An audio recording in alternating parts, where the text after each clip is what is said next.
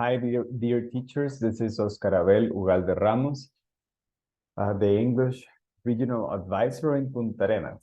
So I just made this quick video, to answer a question from one teacher. And she's asking on the operationalization of PEI for one student who is in 4th grade, but who has a functioning level of 1st grade. This student also has Down syndrome, just for you to have more context. Okay, this is the guide. I'm just using the guide from MEP, so because I think that these are great tools. We have them. It's a good way to start. They already have great ideas, great activities. What we have to do is to contextualize them. That's what we have to do. So in this case, I'm pretending I'm the student. So I wrote, and I just added this line here. If you look at the plan, this doesn't exist. I added the line here below. Just click there, insert, and you can insert a line below, and you insert the line below, and well, you can write a text because there is no space in the plan for this, but I made it, and I think it's important to have this that important notice there, right? So what I wrote is adaptations in the plan 4. In this case, it's me. I'm the student, Oscar Abel Ugalde Ramos, are presented in this font color. So it means that everything you see with this color in this plan is an adaptation for Oscar Abel Ugalde Ramos. If I have more than one student and I consider I can group them, that would be ideal. So I can have 3 students or 4 students here. And also if I have students with different levels that I can't group because it's impossible for any given reasons, then I could have different colors. I can have blue for some students and orange for other students, right? But in this case, I'm doing this example only with one student whose name is Oscar Abel Ugalde Ramos, using this blue font color, okay? So I'm going down here and I'm going to use this pre-teaching as an example. If you see, well, the pre-teaching usually doesn't have a goal or assessment strategies. It can have, but it doesn't really need to have one. Because they are not actually tasks, they are pre-teaching activities. So if you see this color here, it's just the regular font, the font color, which is black. If you look at the world map, the class is divided into groups of 4 people. The teacher gives each team some pieces of a jigsaw puzzle and instructs them to assemble the puzzle as quickly as possible. The group who assembles the puzzle first fills out the name of the occupation in the picture, farmer, right? That's the idea.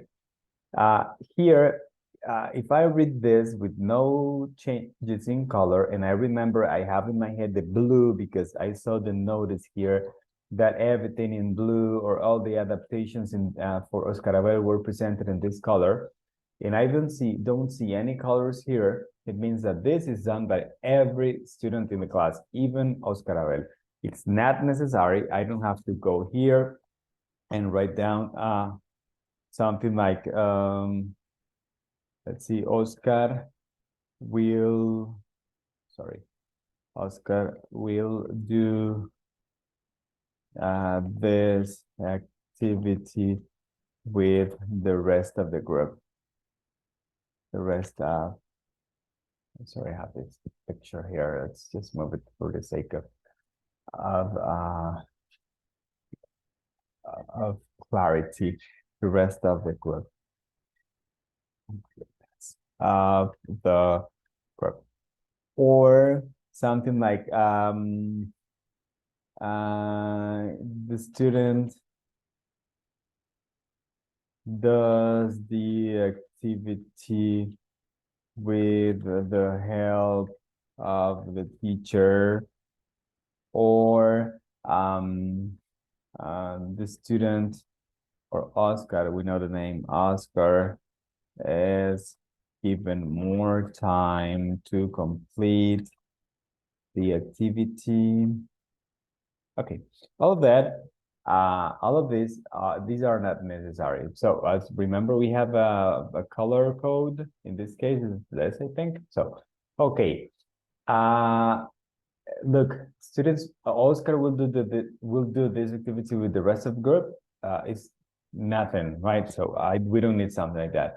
The student does the activity with the help of the teacher, and Oscar is given more time to complete the activity. Those are more non-significant curricular accommodations, and we don't need to write marks for non-significant curricular accommodations. You can, but you don't need to. So as I don't need to, I'm not going to have them. So if I see this black like this, means all the group, included Oscar, will do the activity. Okay, I go down. So there could be some adaptations here, but I didn't do any. I just went straight to the writing goal because the teacher asked a question specifically related to writing. So, but you can have colors here in listening and speaking, any of them, right? So look at this. This is a written production task.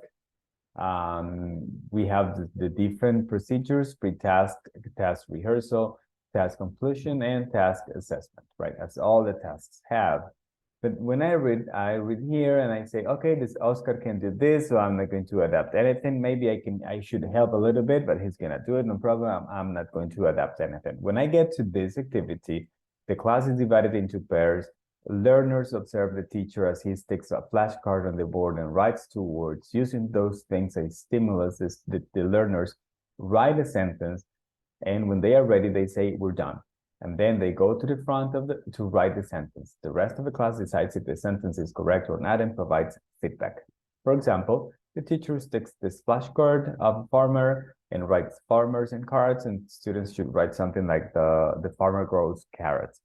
And the teacher sticks this picture and writes sister and eggs, and the students should write something like my sister collects eggs, right? This is vocabulary they have already studied, so it's not something quite new.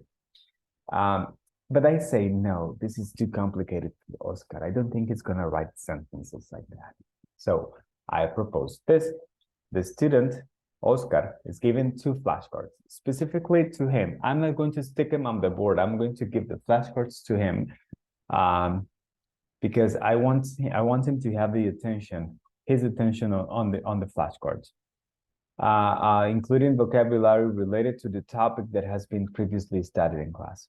The student is also given 2 cards containing the words for the vocabulary in the flashcards. So the student gets 2 flashcards in the 2 cards with the names of the flashcards, right? Well, the vocabulary in the flashcards. What the students should do is match. Take the image of the flashcard or the image and match that with the word, right? Just on the desk. Look that the student basically might be doing some reading, right? But not writing, not yet. Okay, the teacher models, look at this. I wrote this here, I think it's important.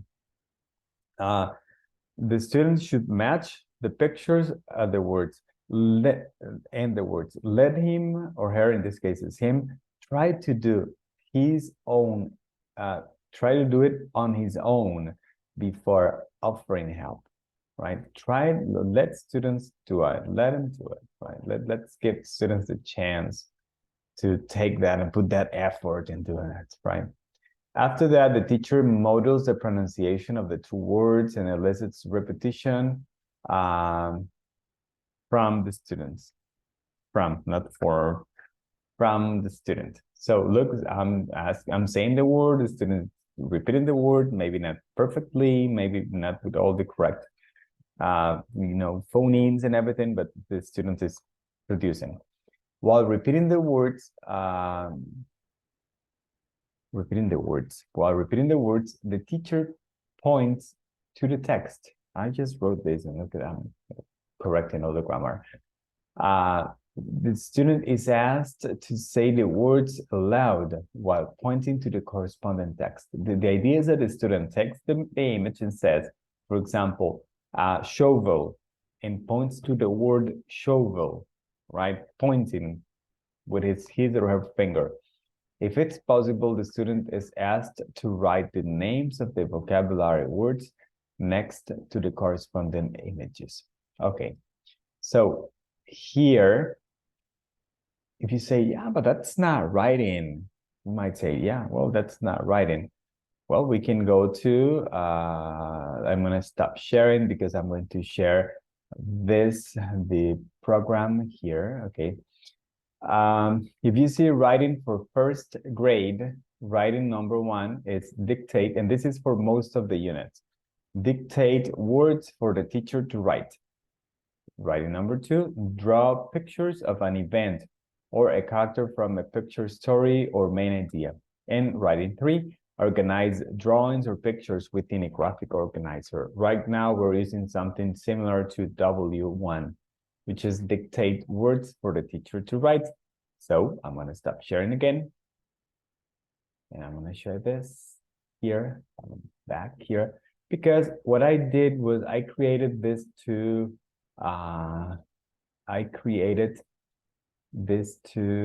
I want to find a pointer. What's the pointer? Oh gosh, I lost that. Here. So I wrote this indicator, which is mentions 2 farming tools for the teacher to write them down. So in here I can also add that when the student says the words, the teacher writes them on the board. I can also add that here. But the text is also written, right? The text is also in the little card that we gave to the students. And I'm including another one because I think maybe the student does this. This is like the first, and maybe the student, depending on the student, she or he can do this other one. Writes the names of 2 farming words to label the corresponding pictures, right?